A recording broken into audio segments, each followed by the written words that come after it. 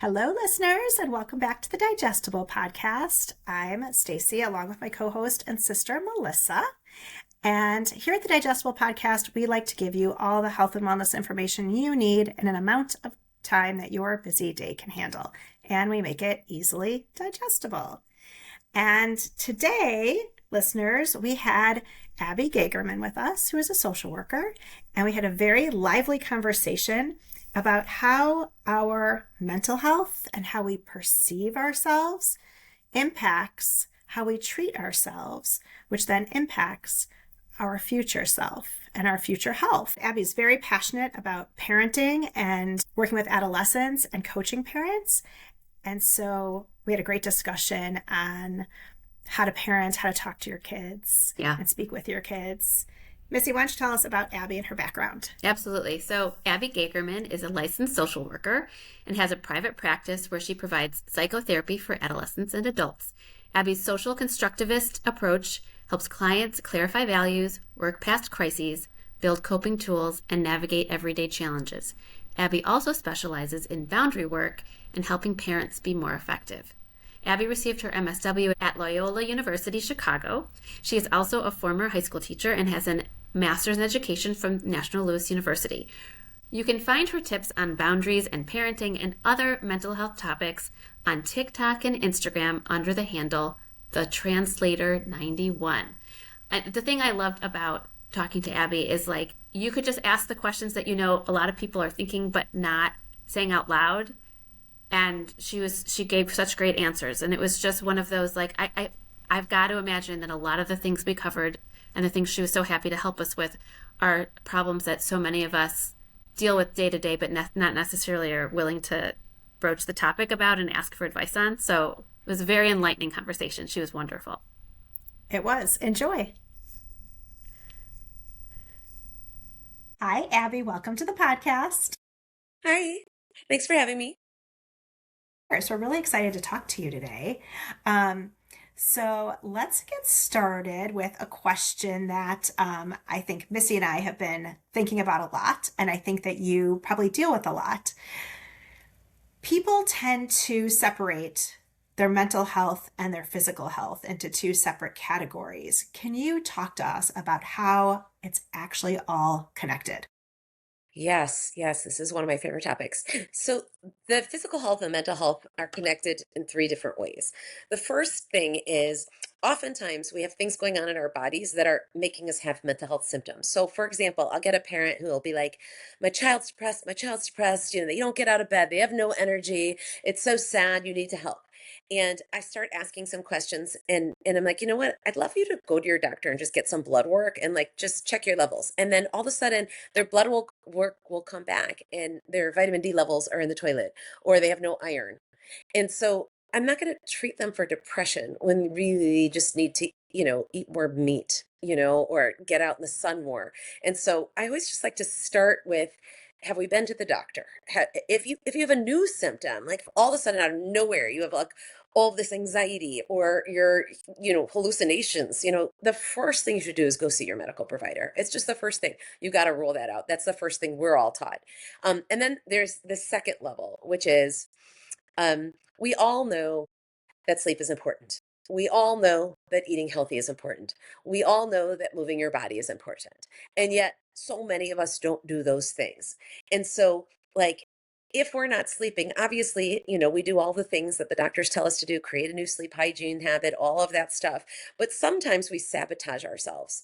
We all know if you eat, a gallon of ice cream, you're gonna have gastric distress. You're not gonna feel good. It's not gonna be good for your body. It's gonna affect your physical health. And yet we still reach for that gallon of ice cream. So what is it that is causing you to say no, I'm going to sabotage. I'm not going to do these things that are important for me to take care of myself.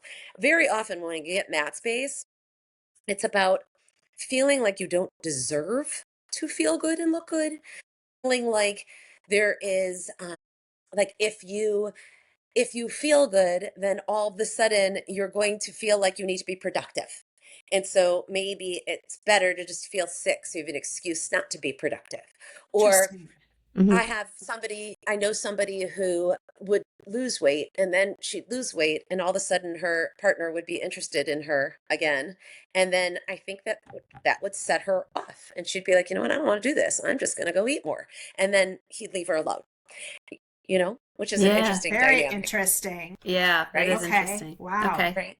Right. And very often, what I hear in the space too is you hear the parental voice coming in, going, like my 19-year-old or my 17-year-old is eating and then complains how big she is all the time and how much she hates her body. And so then the parent feels like, well, it's their duty to get in between their child and that food. And it's their duty to say, like, look, you sit there and complain and complain and complain about how much you hate your body and then you got your face in the pantry. And what I hear from all these young women, every single one of them that has like any sort of body stuff, which is most of them, by the way, is their mothers make it so much worse, right? The Mm. have a piece of fruit instead. The, are you really going to be happier with yourself if you eat that? What are we supposed to The say though? What do we say? Nothing? We should say nothing? nothing, nothing, Yeah. nothing. Okay. Here's why, and this is going to get into the third level. At what age do you say nothing? Like starting at puberty? Like, is there a point where you say nothing or just because when they're younger, you have to kind of get in there? Right, when they're little, when they're, 5, 6, 7, 8, 9 years old, um, our job is to bring healthy food in the house and create healthy habits. And if we say things like, if you eat this, you're going to get fat, then we're already messing up. We're already making about something that it's not supposed to be about, right? Because even though I will hear people our age say things like, but if they get fat, then they won't have a good life because then they will hate themselves and they will never feel good about themselves and other people won't like them. And so therefore it's my job to teach them how to be thin. And that's my job. And that's that's a part of a bigger problem that we women have in society about somehow thinking that we have to outsource our worth and connect it to our looks. It's sort of like I see it the pattern in women most, some of it's in men, but it sort of relates to how men are about money. Like if they don't make a good amount of money, then they feel like they're not worthy. Women are like that about our bodies. And Mm-hmm. and and that starts with mothers. And then we just pass down that pathology from mother to daughter and mother to daughter and mother to daughter. And many moms think that that's their job is to raise their daughter to be thin. Why? So that they could be chosen, right? Right. Like we were all raised to Interesting. be chosen. Don't burn Mm. the dinner Right. table. No man will ever marry you, right? Right. Like Right. the language is you have to be chosen. And if you keep yourself thin and pretty, then you are more choosable. And then we get chosen and we play the role and then we start our lives. And then at one point in our lives, usually it's in our 40s, all of a sudden we're like, wait, I'm not living for myself. I'm living for everybody else's approval. I'm living for my children, for my partner, for society, for my parents. And then all of a sudden you see that mental health start to crash because we have all of these things intersecting at the same time. We have our hormones starting to change, and we have our children starting to like move up and away from us. And all of a sudden we're looking at our partners going like, You're not even nice to me," and then we're unhappy. And Mm-hmm. then we're called crazy and that we're told we're having life crises, right? And at the end of the day, it all starts at the beginning. So going back to your question about what age and food. So in the beginning, healthy eating starts with what we model. If we're depriving ourselves, if we're working out too much, if we're binge eating, if we're not eating healthy food, if we're talking crap about our own bodies, well, our children, they just watch us. It's osmosis. They just pick up every single thing that we do. I mean, I think we all remember stories of our mothers ripping on their own bodies. And then we have our mother's bodies. And we think, oh, well, now I'm gross, just like my mother said she was all these years, right? Like, ugh, I'm so fat. Ugh, and then that becomes our internal voice. So the first thing we have to do, especially when we give birth to girls, and have little girls in our lives, is we have to notice those thoughts and not let them come out of our mouths. We have to just bite our tongues and just stop talking crap about ourselves. for our daughters. It's hard to do that for ourselves, but it's easier to do it when you say, okay, this is how you raise a healthy child. And so we stop raising children to hate themselves and to deprive themselves and to outsource their worth. And instead, we talk about food as nourishment, which I know you guys have talked about before, right? Right. Food as how do I get my body to do what it's supposed to do? Right. And talking about foods and understanding what food is supposed to do with your body is a great way to teach your children how to have a healthy relationship with food. What foods make me sick? What foods make me feel good? If your child is saying, "Wow, I'm crashing every single afternoon at school and I can't keep my eyes open," like, well, sweetie, let's take a look at what you're eating for lunch. Did you know X, Y, and Z about high fructose corn syrup or refined sugar? What if we swap that out and have those after you come home? And then they start realizing these. I mean, I don't eat certain ways because I have to stay awake with my clients. And if I sit there and have sugar at lunch, like I'm falling asleep during my clients. And that so in order to honor myself, I'm eating healthy. Because I deserve to be good at my job. I deserve to feel good while I'm doing my job. And so modeling that for our daughters. And then if we are having treats and stuff in the house, which is, a healthy thing to do, is like to have a treat, is to model appropriate times. We don't say things like, I deserve this. Or I better go work this off. Instead, we say, you know what, every now and then it's fun to have a little treat. Yum. Oh, Yeah. but if I have too much of this, my acid reflux is going to show up, or I'm not going to feel good tomorrow, Right. that kind of language. And so we control our children's food until we don't. And at some point, they're controlling their own food.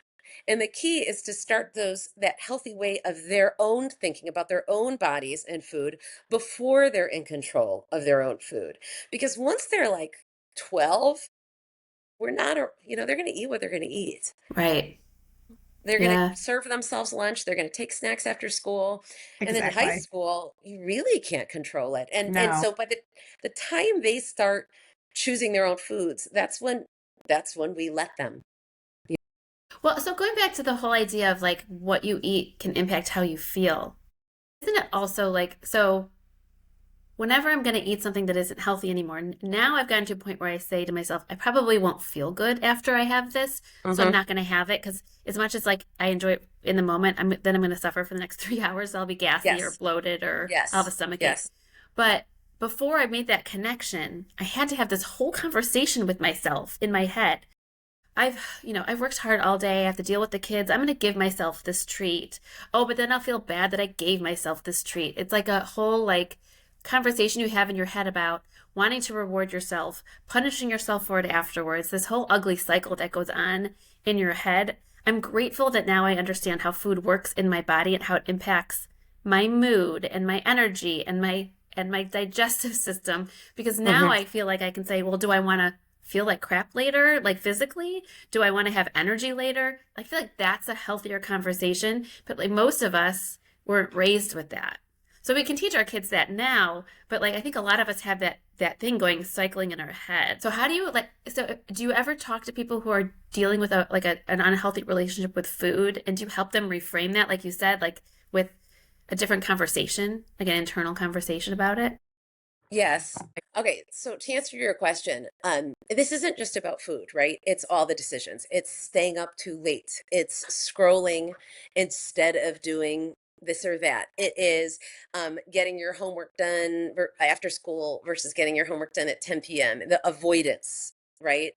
Um, One of the tools I use is this idea of your future self. One of the things I've noticed is people who change their lives and make them better over time consider how the future self is going to think about it. And when I have clients who say that's a problem for future me, well, like, okay, then what are we doing here? Right? Like Right. if not for future you, what are we doing? Yeah. Right. For So who and for what? right, right. So isn't all of this for future you? Yeah. And people I know who only think like that, they stay in these cycles of misery and unhappiness and poverty and lack of health and all of those things that the differentiating factor is moving from, okay, what do I want my life to be like in the future? And where am I now? And what are the obstacles that get in the way? So it's Will future me be happy or sad if I watch TV instead of doing my homework? Will future me be happy or sad if I binge eat ice cream right now Mm-hmm. versus if I just skip over it, have a healthy snack or just stay out of the kitchen? Like sometimes I'm not even hungry, Yeah, and I'm right. just like, It's What should just I do? I need the something to do. stimulation. Right. So this gets into identifying what the limiting obstacles are. Is the limiting obstacle for my unhealthy eating or for my healthy eating is the limiting obstacle that I just want a taste in my mouth, and that's just really stimming. You know, like it's like, I'm looking for something to put in my mouth so that my taste buds can be stimulated. And you could swap out that stim for like, I'm gonna smell a fancy candle, and that's stimulating, or I'm gonna go watch TV, or I'm gonna, Body is seeking stimulation, especially if you're like, you've been sitting at your desk all day and you're like starting to lose patience and you're like, okay, I need to do something. It's like, do I eat something because it gives my body some input? Should I go get something to drink? Should I go get some fresh air? It's like your body is craving some stimulation. It's like Is you're that just what food, looking. do you think that's what food noise is too? Like a need for stimulation and using food as I think it's food that I want. Yeah, it's like all the obsessive compulsive like thoughts and the intrusive thoughts. They like Right. everybody has their pocket of intrusive stuff. And I do think food noise serves to distract from other noise, right? If I'm Mm. thinking about food and thinking about food and thinking about food and what should I eat, whatever, like it's like that is almost like a coping mechanism that we developed as a child to avoid other emotions. Like, okay, if I stop thinking about food and I sit here in this discomfort, what is going to come up for me? Oh no, there's fear. Oh no, there's sadness. Oh no, there's anger. And really, a lot of mental health stuff is the avoidance of those feelings, because what also we weren't taught is how to sit with the discomfort of our emotions. Okay, so I have a question. So let's talk about that. Let's talk about stress eating, for example, or boredom eating, for example. Like, what do you do? Is it just you have to take a pause and acknowledge that like your body's looking for, like, how do we work around that? Because I think everyone does some form of Sure. that. Sure. You know what? I'm going to introduce a concept and we're going to come back to it because it answers one of the questions that we're going to get to later, which is what do you do? Like, how do you deal with this thing that's getting in the way? Right. And it is, you start all of this stuff, whether it is dealing with the food, whether it is dealing with some sort of other behavior like substance use, whether it is overparenting, which is, we have to talk about getting dysregulated in response to our partners and our kids. It all starts with this: noticing it, noticing, Mm. wow, that's food noise. I'm noticing that And I'm naming it, having right? food noise. Yeah. But I think yes, yes, okay. yes.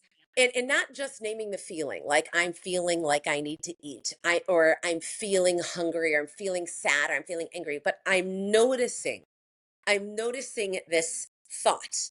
I'm noticing the thought that I need to eat. I'm noticing the thought that I'm bored. I'm noticing the thought that my kid is going to die. I'm noticing the thought that if I don't stop this behavior right now, my kid is going to live in my basement for forever and ever and ever and never have a friend. Right. I'm noticing the thought that my husband doesn't love me. I'm noticing the thought that I'm being criticized. You just start by noticing your thoughts. Mm. It's called diffusion in acceptance commitment therapy. So like imagine, for example, if I like write something on this piece of paper and I look at the paper like this and Right up I against our can't read face what's for our going on. listeners. Yes. Yes, yes. I'm holding a paper to my face and I can't read what's on it because it's attached to my forehead. But if I push it away from my face, I could be like, oh, it says, do this. That's called diffusion. It's diffusing your automatic thoughts away from your brain and saying, like, what is this thought that I'm having? And just noticing it. And that will start all of the healing, right? So one of the things we were talking about, like we were talking about parenting with food, right? And we're Right. talking about how to deal with all of these things that get us from current self to future self. What gets in the way from having the life we want? Oftentimes it's our reactivity. We're reacting to those thoughts. Right? I'm having the thought that my kid's going to die, so I'm going to get very worried and I'm going to get very dysregulated. And now I'm going to leak all over my children, right? Oh no, Right. don't do that. Are you crazy? That's leaking. right? Leaking. I'm getting Okay. dysregulated and leaking. So like I Yeah. imagine like your body is a container of all this stuff. Uh-huh. And you imagine like this bubble around you. Like that, those are your boundaries.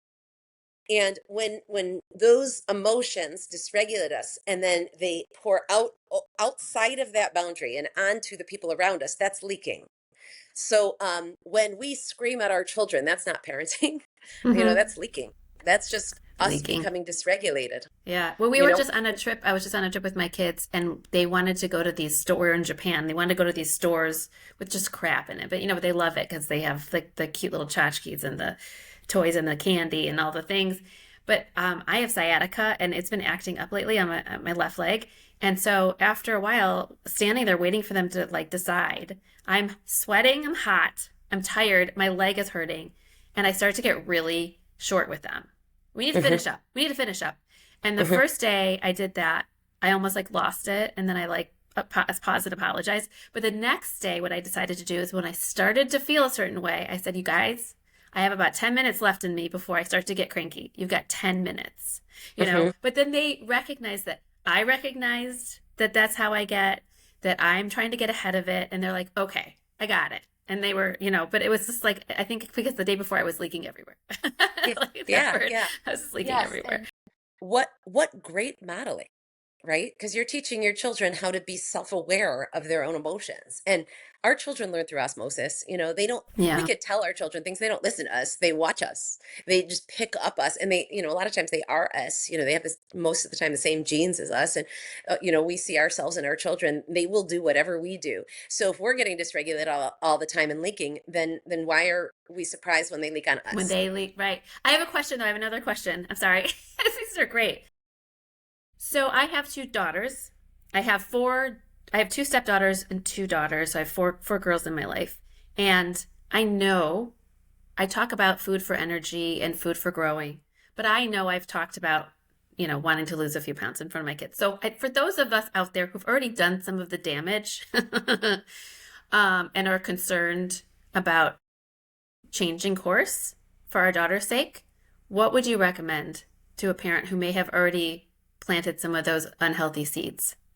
Yes, and I think this can apply to anything, not just food stuff, but anything that we realize like, wow, we've been messing up, right? Like we've Mm-hmm. been doing this wrong.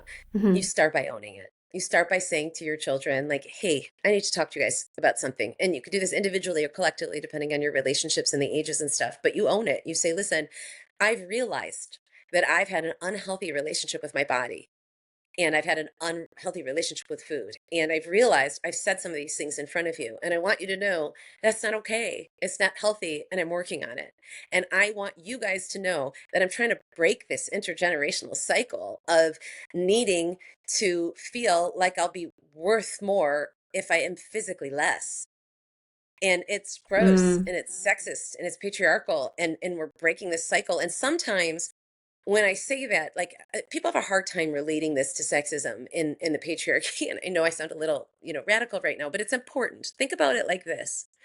Think about what percentage of the day you're thinking about your body and food.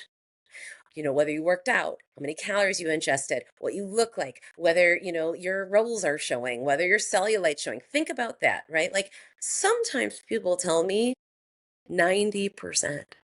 Ooh. But But even if it's 50 or 40, Yeah. just think for a second about what women would do if we got all that energy back. If we put that percentage of energy into things that, you know what would When happen? you put it that We'd, way, oh my God. we'd Well, take over the world. yeah. We'd have enough of, men blowing stuff up. Yeah. We'd be like, no, we'd get together and we'd all be like, what are we doing here?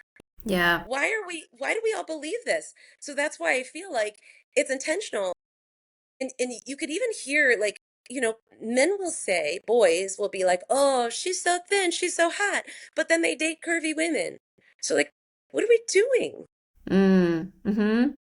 We're basically allowing the culture to tell us that we're just less valuable the more space we take up, and that we have to sit there and make our entire lives about being enough or small or choosable or pretty or thin. I would think it's so much harder in this day and age because when we were growing up, there were models, but they did have more curves to them. And now you look at people like, like Ariana Grande and all these women that the girls love, Yeah. and they're They're shrinking. shrinking, They and you don't look watch them healthy. shrink, and you're like, Yeah. you're so beautiful. What are you doing to yourself? Yeah. And what are you Yeah. modeling to our girls? I don't have girls, but you Yeah. know, Hmm. I Well, yeah. and do. we I all know like the her. research about the from the Anxious Generation book. We all know that Mhm. research that the second that flip camera came out, all of a sudden, like mental health went down, and women are constantly comparing themselves to others, and people are constantly making horrible comments on people's social Yes, media, they're so and mean. they They're are, awful. and that's more parenting, right? Is like understanding when your child is emotionally ready to be on social media, teaching them like what to expect, teaching them not to internalize these messages, teaching them what projection is, and that everybody else's mistreatment of you is about them and not you, you Mm. know? Yeah, good point. Good point. Okay. Back to something you said at the very beginning, just because we've been talking about girls this whole time. And you talked about how for men, it's not necessarily how thin they are or what they eat, but it's more about men and how much money they make with their value. Hmm. Um, Well, I think first of all, body image was less relevant for men, in the other millennia. But like in the last, since social media and stuff, it's become more and more relevant. You're seeing more and more EDs in men, more and more body image issues. And it could either be I'm too scrawny, and I need to get bigger, or I'm too big. It just depends. Depends on, they're called like, my son was constantly told, "Wow, you're so skinny. You're so skinny." And he don't like it, you know? He didn't like it. I have to tell people in his life, so will you stop talking about his body? It was a judgment. It didn't matter what the the adjective was, what the descriptor was. It was you are so X. Hmm. And it just Hmm. didn't feel good. You want to be normal. Whatever Yeah, normal yeah. is. We really have to do a better job about how we talk. Yeah. Like it's just not okay to talk about other people's bodies, and yet everybody does it, Correct. right? What is a parenting shift you recommend to your clients that can make a big difference? Um, I think that the most important thing when we parent is to be intentional, right? We tend to parent out of reactivity. We parent with our nervous systems, For sure. right? Yeah. My mom would never have allowed me to do this. Like, how dare you talk to me like that? This would never be okay in my house. Like, that's just our nervous systems talking. Shifting from reactivity to saying, okay, what's my objective? Is my objective to raise a daughter who grows up to be an obedient adult? I'm sure you guys are having similar experiences in that, like, obedience for women really hasn't served us, made us pray. We don't know how to say no to men in authority in our lives. What happens? We all know. We all have those experiences. I don't know women who don't have Yes. those stories. I Yeah. just don't. And so here was my daughter, right, at 16, working at a retail shop, and the owner of the store was a man. And you know what? She would say to me, I don't like the way he's talking to me. And so I said, if he is mistreating you and objectifying you and being gross with you, I Yeah. don't want you to just be like, well, that's my boss. I have to let him, What are we doing? So, Right. what we don't understand is we think, well, I'm the parent, they should obey us. Well, like that sounds obvious, except that that's not how human beings work. Like a lot of men get mad at me when I say this because, men have this biological need to protect their daughters, right? That's great, awesome. But what used to protect them and what protects them now are different. So, like, this one dad say to me, my 10-year-old's up in her room FaceTiming, and she's got the iPad and she's FaceTiming her friends, and I'm knocking on the door and the door's locked, and I'm like, who are you talking to? Who are you talking to? And I'm just so scared. There's so many bad people out there. There's so many bad people out there. Okay, so are you going to just chain your daughter to her for the rest of your life? You're just going to bring her with you everywhere you go so you can control everybody. Like eventually she's going to be on her own. Yeah. Give So her what, tools. right, what's more effective than control? Right? Yeah. Because, and by the way, you teach your daughter like that a man who loves her controls her. I promise you're going to hate her husband. Hate her husband. And you're going to spend a whole lot of money paying for attorneys. right? And it's going to Right. be so heartbreaking. It's so sad. So remember, like, men need to remember that when they're raising their children, that like they're modeling for their daughter how a woman should be treated by a man. So when they're saying you have to give me a kiss before you can exist, what are we really saying? Yeah. Right? Yeah. So what you can't wear this, and I get to tell you what to wear because I that's what men who love you, do. Dads get really mad at me. They're like, "But I'm her dad." I'm like, "She's not going to differentiate. You're a man who loves her." Right? And when it's moms parenting daughters going, "You're responsible for my emotions. You're making me angry." Like I'm sad. You're making me sad. You're making me you scared. Then We're they're telling always our worrying about daughters, other people's feelings and yes. And catering then to other people. surprise, we've raised people pleasers. By the way, let's talk about how people pleasing negatively affects your health. Why is it women in their Yes, 40s that are please. getting autoimmune diseases, right? Because we are constantly having porous boundaries. We're constantly asking for everybody's approval. We're constantly putting our own needs aside for everybody else. And when we take care of ourselves, we feel shame and guilt.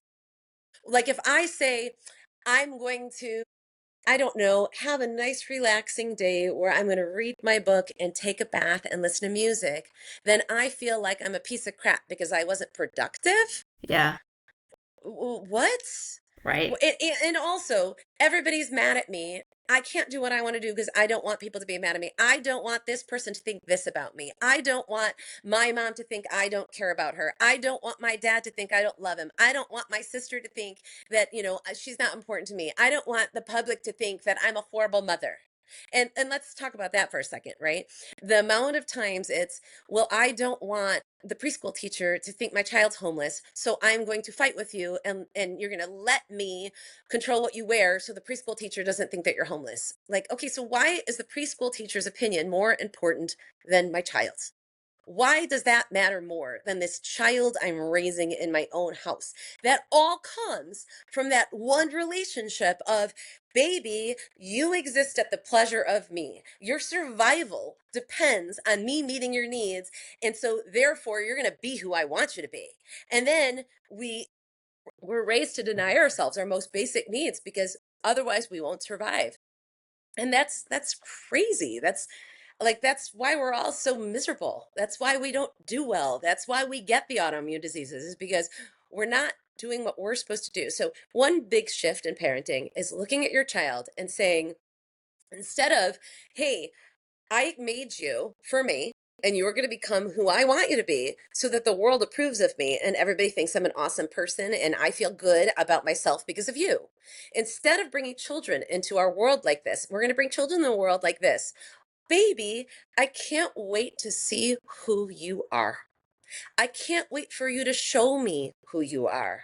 And I can't wait to be your guide in terms of becoming who you're supposed to be.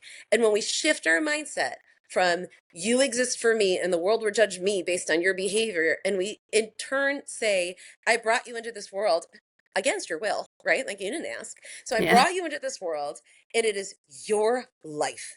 And when we separate ourselves from that journey, that's where we find peace because we're not constantly trying to control our children for ourselves. So, the expression, um, I'm only as happy as my most unhappy child. And, Yes, you hear we that all, all the time. Our yeah, mom says that all the time. mm-hmm, Yeah. we all get that. Why? Because Yeah. we love our children so much.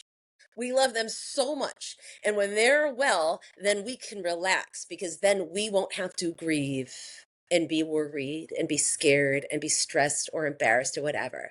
Right. Right. But that's messed up because if we're constantly only as happy as our most unhappy child, then we're always outsourcing our happiness and our wellness to their journey, which leads us to constantly be up in their business and controlling their lives. Right. Because if You they're know? happier and we can help them get there, then we'll feel better.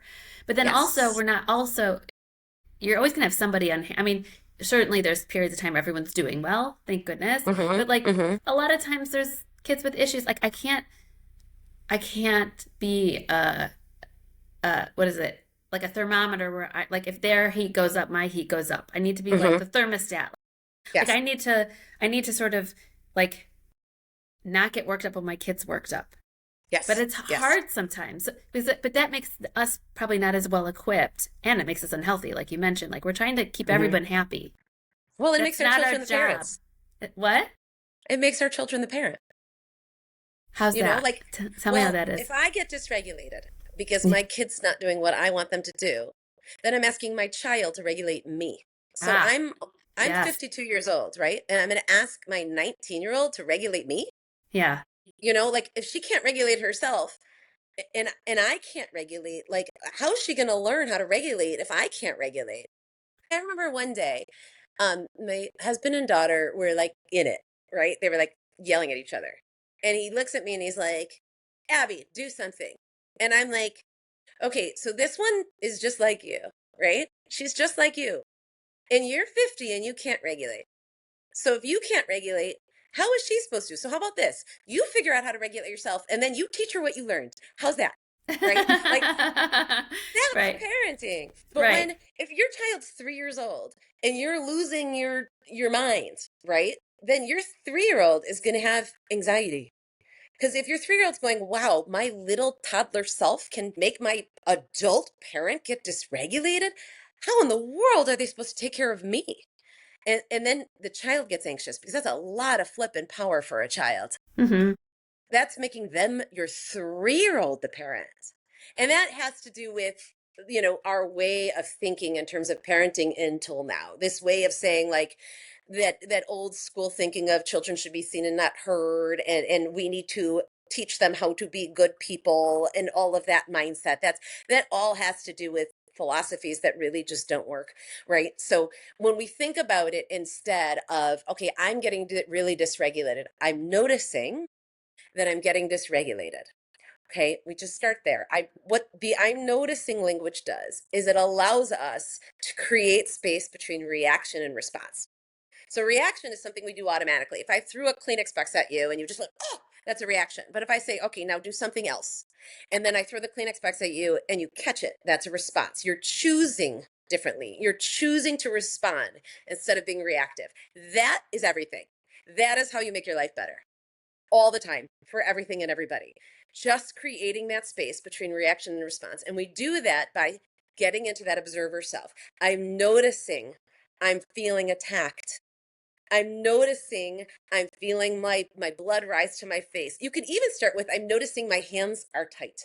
I'm noticing my chest is tight. I'm noticing my breathing's getting really, really restricted. Okay, why? What's going on in my body? It's always easy to notice our physical sensation. What's going on in my body? What's going on? I'm really, really tight. Okay, what am I thinking right now? I'm thinking, oh my gosh, nobody's listening to me. Nobody's listening to me. Nobody's ever hearing me. Everybody's dismissing me.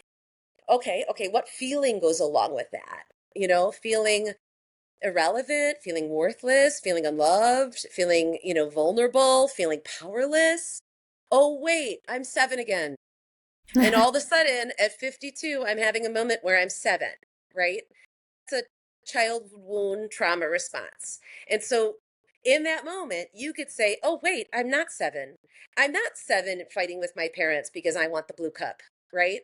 And nobody's listening to me and nobody's meeting my needs, Blue cup, I know. Yeah. Right. Right at Yes. 52 years old, it is 2026. I am here in this time. I'm going to ground myself in this time and space. I'm a grown up. I'm going to breathe. I'm going to notice that thought feeling combo. I'm going to get back in my call it staying, and you stay in your body. Just stay in your body. Put your hand on your heart. Sometimes I even tap my collarbone. I feel my feet on the ground. I breathe in through my nose, out through my mouth. Hey, today is X date, X year. I'm here in my living room. I'm not 7. This isn't my father. This is my husband. This isn't my mother. This is my daughter. This is not 1980, right? Hmm. And now I'm going to say like this happened recently where my daughter got really dysregulated, right? And this is another great parenting tool. My daughter got really dysregulated, and she was being quote unquote mean, right? And at first I'm like, wow, that was mean, and I felt my body sort of react. And then I thought to myself, okay, what's going on here? What's going on? And I just regulated before I reacted. And I'm like, okay, she's really dysregulated. She's not being mean. She's dysregulated. Yeah. And it's just leaking out. onto me, the person she loved most in the whole world, Because you're because safe. she knows I can do this. And no matter what, I'm always gonna love my daughter. I'm never mad at her. Like she's never gonna do something that I'm gonna be like, I don't like you anymore. Like she's my she's my whole world, right? My children are my whole world. Yeah. So I'm like, this isn't about me. So I regulated, and then I let her have her feelings. And then, with anger, which is what she was feeling, the emotional need there is just let them be angry, go slam the door and go be in your room.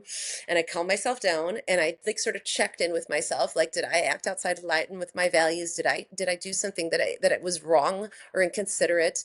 No, I didn't. I'm okay with this decision. Like if she's going to be upset about it, like, oh, that's okay.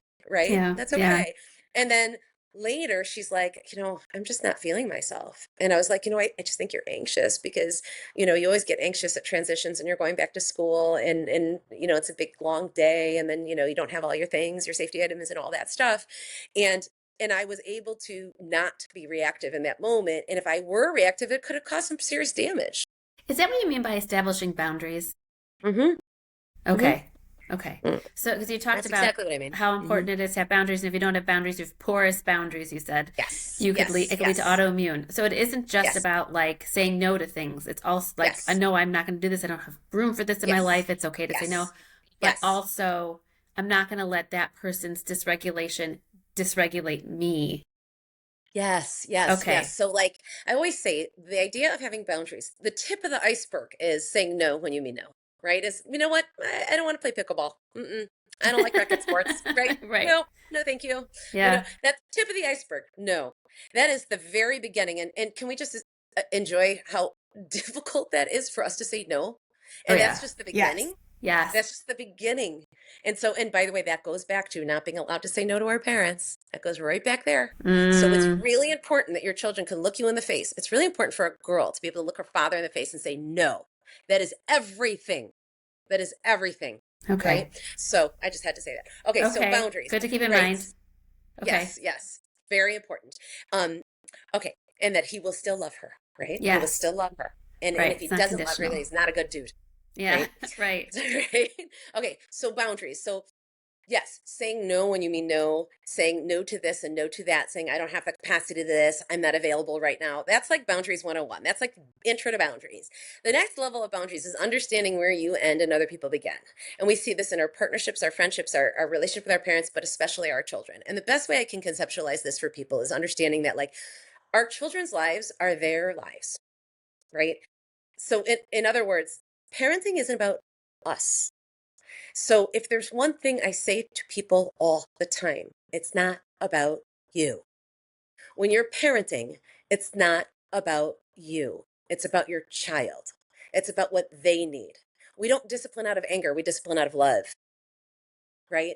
Right. It's for them. If we're looking to raise children who meet their own needs, who understand where they end and other people begin, who say no when they mean no, who choose their lives, choose partners that are a good fit for them, choose careers that they like, leave jobs that are making them miserable, take care of themselves. And we have to honor that they're their own whole separate person. And the reason this is so hard is from the very beginning, their survival depends on us. That's enmeshment, right? They come out and they're like, okay, I need to cry so somebody feeds me. I cry, mommy feeds me. That's enmeshment. That's healthy. That's how we survive. But starting at about a year and a half, right, the kid goes through this stage called autonomy versus self-doubt for anybody who's taken child development. And that's like when they start to move away from the parent and they check to make sure we're still there and they move away. They have to be able to do that in order to move on. But when we're like, no, let me do it for you because the preschool teacher will get mad, then we're not letting them individuate. When we're saying, no, you have to wear your hair like this, otherwise other people will think that, we're not letting them individuate. And so therefore, we're not letting them have their own boundary. At 10, this starts to become more complete. Like the child is like, okay, I'm separate than you. Like, no, I don't want to wear a dress. No, I don't like fish. No, I don't like that friend. You can't tell me who to be friends with. It just doesn't work because they're Right. a whole separate person than us. And oftentimes, the issues, going back to the body stuff with our children, is we look at our daughters, and if they start gaining weight, we start to get dysregulated because it feels like it's us.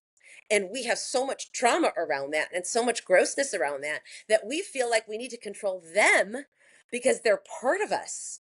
you know? Mm-hmm. Right? Like take I have a lot of issues with like other people's vomit, right? But when my children were born, theirs didn't bother me because it was like mine, right? Yeah. That's Right. enmeshment, Right. right? Okay. Yeah. But at some point though, they realize that they're separate from us. And we do a really bad job of letting them. We do a really bad job of letting them make their lives about them instead of about us. So when I say it's not about us, that's what I mean. Okay. Okay. So much Yeah. good information. Yeah, this is great. I Yeah. wanted to talk, Stacey, you asked about clothes in Oh, yes.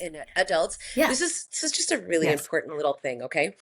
So, when a child walks out the door and they're exposing themselves and parts of their body, and we're thinking to ourselves, "Oh my gosh, everybody's going to think this." And then we say, "Oh no, honey, you can't wear that. Turn around," right? First of all, it's ineffective. They're going to wear what they want. They will put on clothes that you want to see them in, and then they'll go change, right? Right. We can't control that. I'm We worried about just it being can't. keeping them safe.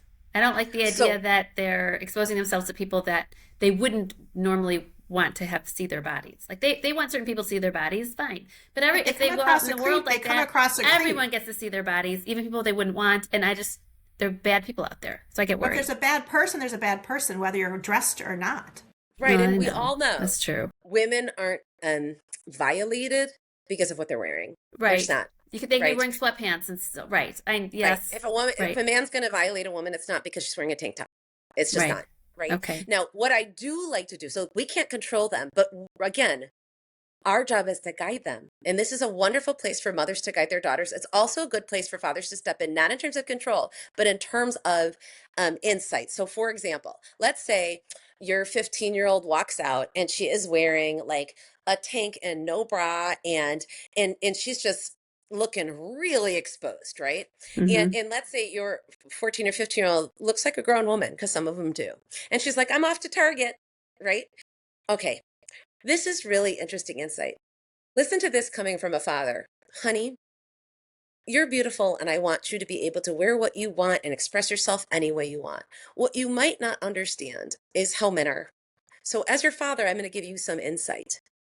Grown men will not look at you and go, "Oh, she's 14 or 15 years old. I shouldn't look at her." They're just not going to do that. They're going to go right to those exposed body parts, and they are going to go home and pleasure themselves to them. Even if they're 72 years old, they're not going to be like, "You're 14. I shouldn't look at you. That's inappropriate." They don't care. That's not how gross men work, right? Some men are better than that. And they say, like, "I don't know how old that girl is. Like, I'm too old. That's wrong. I shouldn't look at her." But Right. many men just don't do that. But that's what I'm They're just saying. going to Like love. you can't control who has access with their eyes to your body. Right. And So you have to so teach your daughter the that son should, that's the thing, or the father should right? say something, is what you're saying. I think it's a great role for a father, rather than saying, "Hey, put on a sweatshirt, no daughter of mine." Well, then he's just being controlling. But when he says, "By the way, let me tell you about how many creepy men I know. Let me tell you All about the right. way I heard men talk about girls and women growing up. Yeah. Let me tell you the way men talk about girls who wear stuff like that. I'm just going to tell you, and you make your own decision." Right. Like I remember my daughter was going to, a religious service, and she was wearing, she was like 13, and she comes down, she's wearing like, a tube top, nothing on top. And she was like, "Can I wear this?" And I'm like, "Look, you look beautiful. I think you look beautiful in that. I just want you to know that you might feel a little exposed because everybody else is going to be wearing long sleeves and having shoulder covers. So like you might want to just at least bring like a shrug or a little wrap just in case you feel exposed," right? Now I'm having her think about the future, her future self, and how she wants to feel in that future Mm-hmm. self and what she Mm-hmm. can do to mitigate those things in the future. Okay, I could Right. bring a wrap, and that way if I feel exposed, I can wrap myself. And you know what she did? She went up and she changed. I didn't tell her to change. I just told her that she might feel exposed. And then she did that exercise where she thought about that, and she's like, "Okay, yeah, I don't want to do that." So it's not about controlling your child, because you can't, because they leave your house and they're going to take off their sweatshirt. Yeah. So instead, give them the information they need to make decisions. It's Information. all about risk mitigation and understanding how human beings work. Okay. Okay. I love that. Very That's good great advice. advice. And I like the way you framed that. It was excellent. Thank you. Great, great. Okay. So we'd like to ask all of our guests the same two last questions. And here's the first one. If you could give our listeners one main takeaway, a to-do from today's discussion, only one, even though there's so many good tidbits, There's so what many. would it be? I know. I would say the first biggest thing to take away is to understand that you have control over what comes out of your mouth and what you do with your body. You can't control other people. You can't control how other people are going to react to you. You can't control how other people are going to perceive you. You can't control how other people are going to hear your words. You can't. So you can control what you do with yourself. That's what you're allowed to control. And boundaries are about that, understanding that that's what you can control. Nobody can make you feel anything. You're feeling something in response to other people's actions. So just gaining the insight into saying like, oh, wait, I can't control how this other person's feeling. I can't control whether they're going to be mad at me or not. Hmm. And that's one way to protect our boundaries. And that will connect with our physical health, and that we no longer constantly shove things down and put our own needs aside for everybody else. Great. That's great. I like Thanks. that. All right. And here at the Digestible Podcast, we like to say, don't panic, just pivot. Is there a pivot or small change that you've made recently that you're willing to share with us? Yes. Like when we're having trouble in our relationships, right? Whether it's with a partner or parent or child or friend, and it's this constant thing. And then you might notice that it's a repeat of something that you've already, like the same fight you're always having with your husband, right? The same fight you're always having with your child, the same fights you're having with this friend and then that friend, right?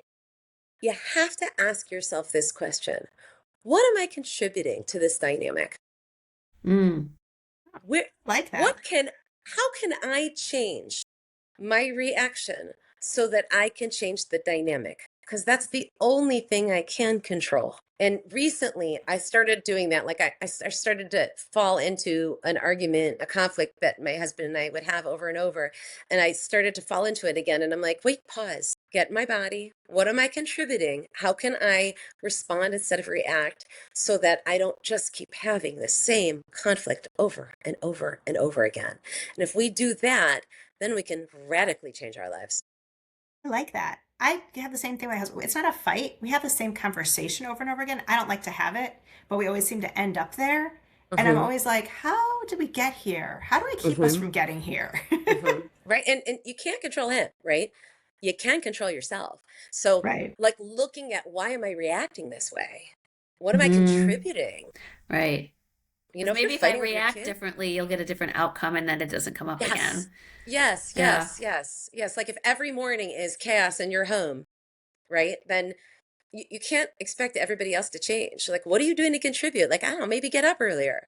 Yeah. Yeah. Leave earlier. Like say, you know what, we're no longer leaving a house at 7:50 and then having everybody make us late. We're going to leave the house at 7:30. And then if we're late, you got that bandwidth, you know? Right. Yeah. I love shifts like that. Those are great. Yeah. Yeah. Love Well, talking to you, Abby. I could yeah, talk to you thanks for all day. being here today, Abby. This has Thanks been for having me. great. This is so fun. This has been great. Thank you for listening to the Digestible Podcast with today's guest, licensed social worker Abby Gagerman. You can find her on social media as The Translator 91 and on her website at aegwellness.com. If you like today's episode, please share us with others. It's the best compliment you can give us. If you have any questions or comments, you can email us at info@digestiblestrategies.com. We look forward to hearing from you. And remember, don't panic, just pivot. The content shared on this podcast is for informational and entertainment purposes only. We are not medical professionals, and the views expressed here are not intended to diagnose, treat, or cure any health conditions. Always consult with a qualified healthcare provider before making any health-related decisions.